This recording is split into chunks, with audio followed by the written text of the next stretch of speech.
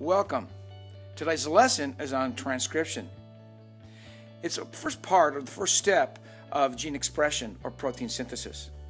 I'd like for each of you to be able to showcase all 4 steps of transcription and then eventually get to translation. So let's get to the last. This is the models that you all have made, and of course this is the DNA model, and these are all the RNA, the messenger RNA nucleotides that are kind of swimming around in this nucleus.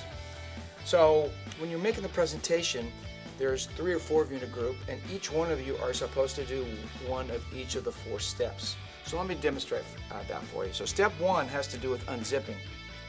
And RNA polymerase is a major player in this. This represents RNA polymerase. As it comes through and selects that particular code of the DNA that it needs to copy, it actually hydrolyzes these hydrogen bonds. They break them, essentially, unzipping it. So this is the first step, and as it goes along, it will unzip and take apart one of the sides of the DNA. And when that happens, then the DNA is exposed to one side that needs to be copied. So this is the unzipping process. So that's step number 1.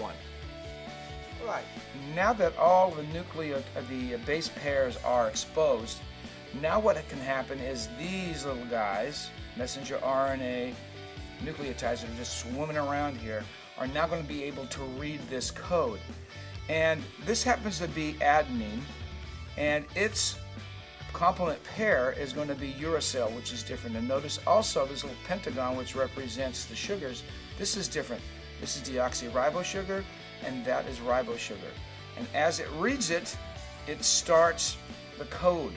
And as that is being more and more exposed, this part will be starting to read it. And as it reads it, it will connect. So we're going to be going into the 3rd phase. So I'm going to stop here and go into step 3. Now we move on to step 3.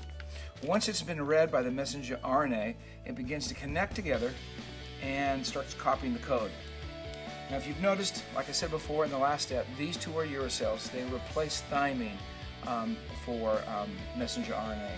And it continues to go ahead and read it, and it connects it up just like that.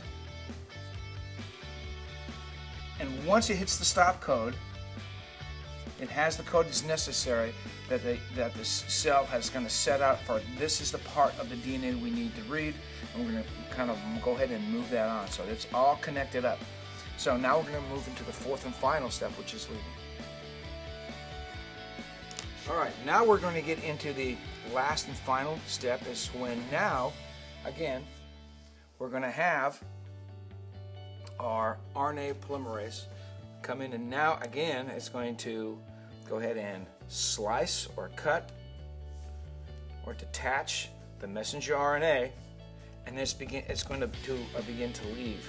As it leaves, it finds a pore in the nuclear membrane that it's going to move into the cytoplasm, and then at some point find some kind of, there we go, right into a ribosome. So now the code can be read and converted into a protein, amino acid, and then a protein. So there you have it, all 4 steps. The unzipping portion, the reading portion, the connecting portion, and then of course the last step is it leaves the nucleus to find a ribosome so it can make amino acid and then proteins for the cell. Well, there you have it, all 4 steps demonstrated today. I hope that you will have an opportunity to make sure that you practice each and every one of those steps before you actually present. Remember, it starts with the unzipping, then after the unzipping, it's the reading process, and then after that, it's the connection process, and then lastly, it's the leaving process. So those are the 4 steps you and your team need to present. It doesn't have to be long, just make sure that it's adequate and it's also accurate. All right, we'll see you back in the lab. Thanks.